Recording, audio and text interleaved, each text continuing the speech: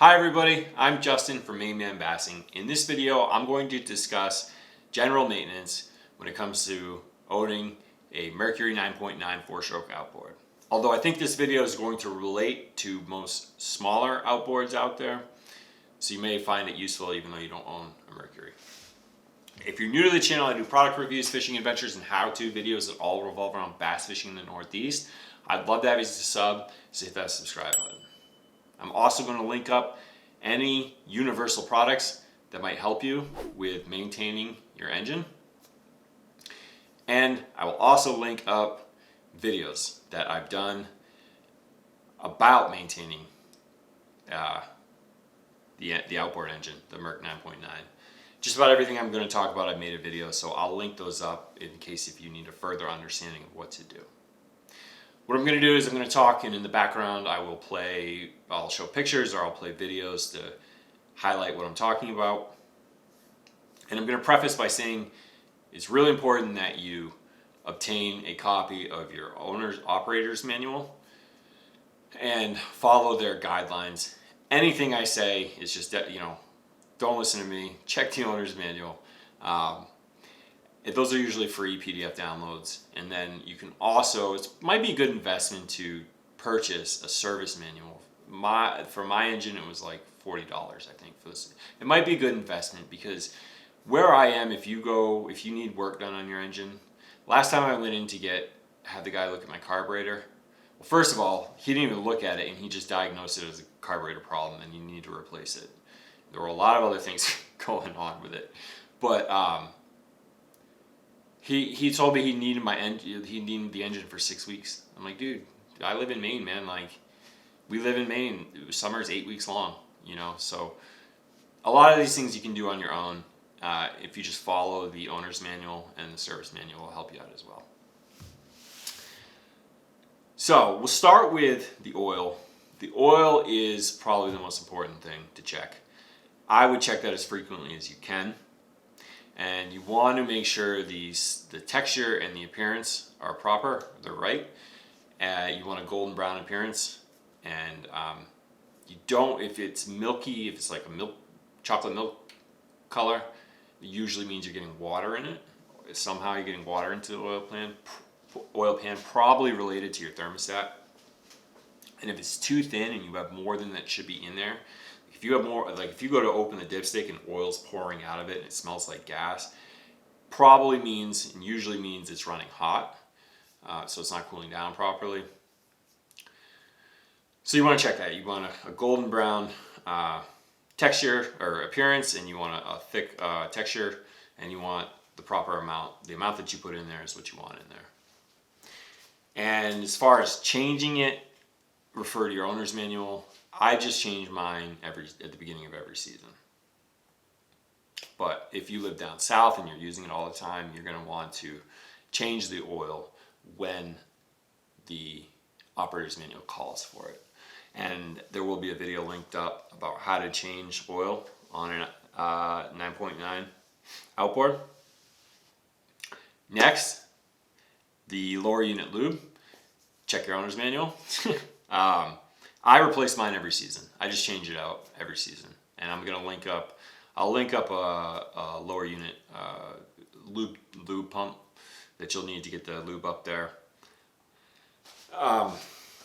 Yeah, I mean, that's pretty self-explanatory. Just change it every season. Or whatever your operator's manual says. Next most important thing, in my opinion, is the thermostat. And I would check the thermostat every month. And so the thermostat, the main component of the thermostat is a spring. And that spring is regulated by heat and pressure. And the issue is it's going to allow water to go through and it's going to stop water. But you can get little pieces of pebble and debris in there, and it can get stuck open, which would allow water to just constantly be flowing through, and the engine's not going to heat up properly. And that spring over time can actually close shut, so you can't get water through your engine to cool it down. So you want to check that every month. And I think my operator's manual says every 300 hours replace it. And for me, that's about 3 years. Every 3 seasons, 2 or 3 seasons, replace it. It's kind of, I guess you can, someone was saying, I read somewhere that you can just put it in a pan of boiling water, and if it opens up, then you know it's good. So you can try that as well. But I would just, every 2 or 3 seasons, just change that out, replace it. Next on the list is the water impeller, and that sits in the lower unit, and it's a piece of rubber with fins that spins, and it shoots water up your engine to cool it down properly. And it, like I said, it's made out of rubber, and over time it just can get chewed up, and the fins can break. What I do is, I think my owner's manual says every 300 hours replace that. I just replace it at the beginning of every season.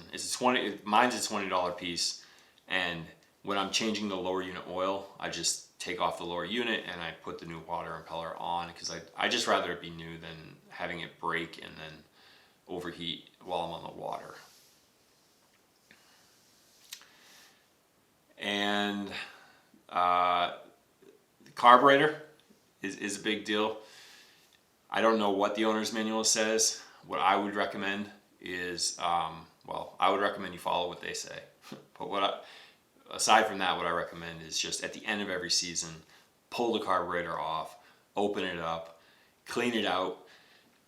So your carburetor splits in half. There's 2 halves, right? And you screw them together. And there's a gasket between them. And because of the Obama gas and all the ethanol in it, around the edges of each half, you'll get a lot of gum on it. And the gum will, I think what it does is it pushes up that gasket, and then the seals and the vacuum's broken. So it's going to affect the mixture and the ratio of oxygen to gasoline. And you're going to lose a lot of power on your throttle. So I would just pull it off. It seems intimidating, but it's really not. It's really not a big deal. You pull it off, you open it up, you get seafoam, and you clean it out. I'll link up seafoam. I'll link up the brushes that you can use, and you just clean all that gum off.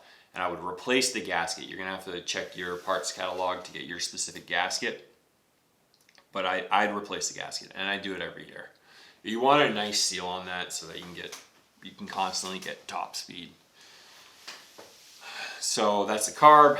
Like I said, it seems intimidating, but it's not really that big of a deal. You just, when you screw it back in, the piece that it screws into is the intake manifold. You want to be really careful. You don't want a lot of pressure. You can check out my videos that I have on that.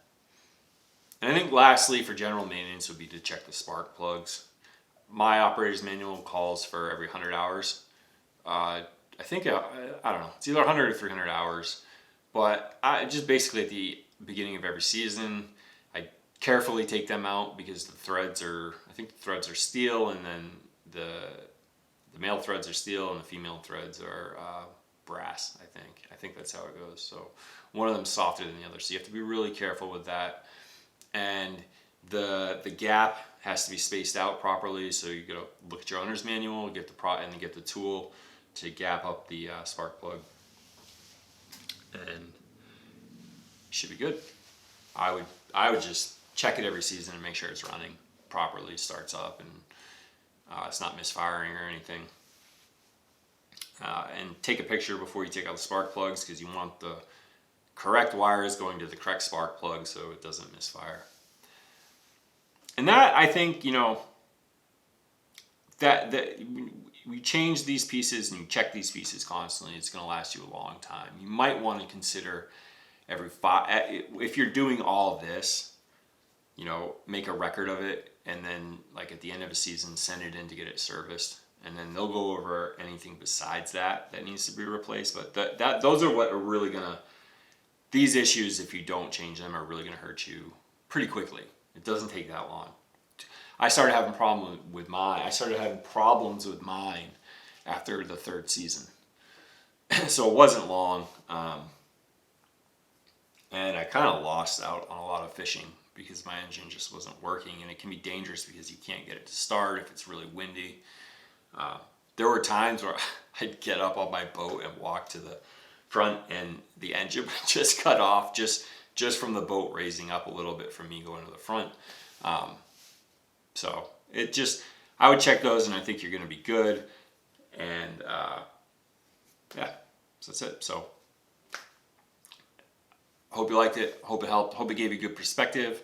I hope you're out there fishing, enjoying the water, enjoying your boat. Don't let these things drag you down. Check them frequently, and your engine should be good to go. These are good engines. I know people rag on them online, but they're pretty good. You just have to maintain them. So thank you for watching, and if you fish, I hope you catch a real big bass soon. I hope you have a great upcoming season on the water. I hope you're safe. I hope you enjoy yourself. So thank you. Bye.